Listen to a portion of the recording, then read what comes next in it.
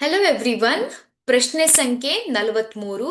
ಸ್ವಕೀಯ ಪರಾಗಸ್ಪರ್ಶ ಮತ್ತು ಪರಕೀಯ ಪರಾಗಸ್ಪರ್ಶ ಕ್ರಿಯೆಗಳ ನಡುವಿನ ವ್ಯತ್ಯಾಸಗಳನ್ನ ತಿಳಿಸಿ ಅಂತ ಇದೆ. ನೋಡಿ, ಸ್ವಕೀಯ ಪರಾಗಸ್ಪರ್ಶ ಕ್ರಿಯೆ ಅಂದ್ರೆ ಗೊತ್ತಿದೆ ಅಲ್ವಾ? ಹೂವಿನ ಕೇಸರದಲ್ಲಿನ ಪರಾಗರೇಣುಗಳು ಅಂದ್ರೆ ಪೋಲನ್ ಗ್ರೇನ್ಸ್ ಏನಾಗತ್ತೆ, ಶಲಾಕಾಗ್ರಕ್ಕೆ ವರ್ಗಾವಣೆಗೊಳ್ಳುವಂತ ಒಂದು ಪ್ರಕ್ರಿಯೆಗೆ ಪರಾಗಸ್ಪರ್ಶ ಕ್ರಿಯೆ ಅಂತ ಕರಿತೇವೆ. ಹಾಗಾದ್ರೆ ಸ್ವಕೀಯ ಪರಾಗಸ್ಪರ್ಶ ಅಂದ್ರೆ ಏನು? ಪರಕೀಯ ಪರಾಗಸ್ಪರ್ಶ ಅಂದ್ರೆ ಏನು?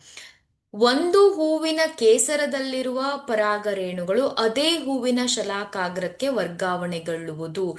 ಈ ಒಂದು ಸ್ವಕೀಯ ಪರಾಗಸ್ಪರ್ಶ ಹೂವು ದ್ವಿಲಿಂಗಿಯಾಗಿದ್ರೆ ಮಾತ್ರ ಸ್ವಕೀಯ ಪರಾಗಸ್ಪರ್ಶ ಕಂಡು ಬರುತ್ತೆ. ಅಂದ್ರೆ ಒಂದು ಹೂವಿನಲ್ಲಿ ಗಂಡು ಮತ್ತು ಹೆಣ್ಣು ಲಿಂಗಾಣುಗಳನ್ನ ಉತ್ಪಾದನೆ ಮಾಡುವಂತ ಭಾಗಗಳಿದ್ರೆ ಹೂವಿನ ಕೇಸರದಲ್ಲಿನ ಪರಾಗರೇಣುಗಳು ಅದೇ ಹೂವಿನ ಶಲಾಕಾಗ್ರಕ್ಕೆ ವರ್ಗಾವಣೆಗೊಳ್ಳುವಂಥದ್ದು ಅಲ್ವಾ?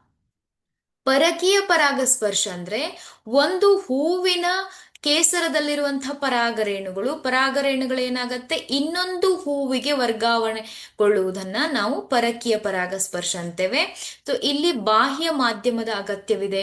ಇಲ್ಲಿ ಕೀಟಗಳಿರಬಹುದು, ಗಾಳಿ ಅಥವಾ ನೀರಿನ ಅವಶ್ಯಕತೆ ಇದೆ. ಸ್ವಕೀಯ ಪರಾಗಸ್ಪರ್ಶದಲ್ಲಿ ಸಾಮಾನ್ಯವಾಗಿ ಬಾಹ್ಯ ಮಾಧ್ಯಮದ ಅಗತ್ಯವಿಲ್ಲ.